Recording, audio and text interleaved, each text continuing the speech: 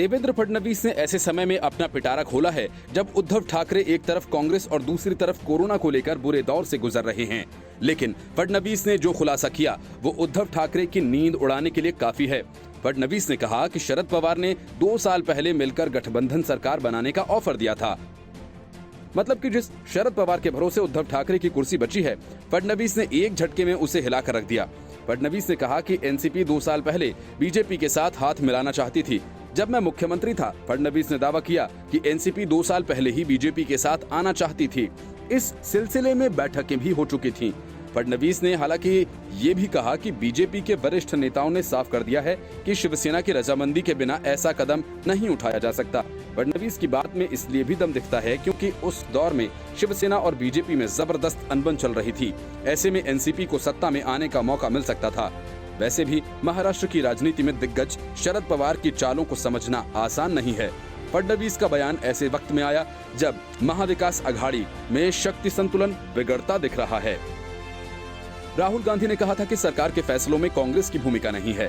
हालांकि बाद में राहुल गांधी और उद्धव ठाकरे के बीच फोन पर बात हुई और राहुल ने कहा कि हम हर फैसले में आपके साथ हैं। इसके बाद प्रदेश कांग्रेस अध्यक्ष बालासाहेब थोराट ने और अशोक चौहान ने भी इस तरह का बयान दिया। दरअसल महाराष्ट्र में शिवसेना ने कांग्रेस के समर्थन से सरकार भले ही बना ली हो, दोनों पार्टियों के बीच वैचारिक मतभेद उभर आए हों और राहुल गांधी ने इससे पहले कहा था कि वो राहुल सावरकर नहीं है। दरअसल बीजेपी के खिलाफ दिए रेप इन इंडिया बयान पर राहुल ने कहा था कि उनका नाम राहुल सावरकर नहीं है, वे कभी माफी नहीं मांगेंगे।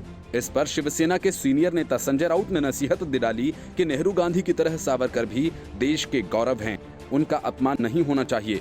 अशोक चौहान ने कहा था कि शिवसेना और कांग्रेस के बीच अनबन के लिए ब्यूरोक्रेट्स जिम्मेदार हैं। 18 जून को उद्धव के साथ थोराट और चौहान की मीटिंग हुई और थोराट ने कहा कि कांग्रेस गठबंधन से नाराज नहीं है। राज्य में इस बात की चर्चाएं होती रहती हैं। महाविकास अघाड़ी के दलों में सब कुछ ठीक नहीं चल रहा है।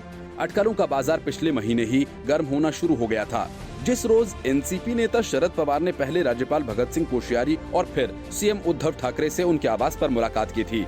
हालांकि इसके बाद शिवसेना के नेता संजय राउत ने एनसीपी की राज्यपाल से मुलाकात को एक गैर राजनीतिक भेंट बताया था। फडणवीस ने दावा किया था कि बीजेपी नेताओं ने कहा कि हम कांग्रेस को अलग थलग करना चाहते हैं, लेकिन हम शिवसेना का भी साथ चाहते हैं। अगर वे इसके लिए तैयार हैं तो हम एनसीपी के प्रस्ताव पर आगे बढ़ने को तैयार हैं। लेकिन हमारे वरिष्ठ नेताओं का ये रुख था, लिहाजा काफी आगे बात बढ़ने के बावजूद मामला ठंडे बस्ते में चला गया। तो क्या एनसीपी वाकई बीजेपी के साथ जा सकती थी? इसके लिए नवंबर 2019 में हुए हैरतअंगेज घटनाक्रम को समझना होगा। Bureau report, news of India.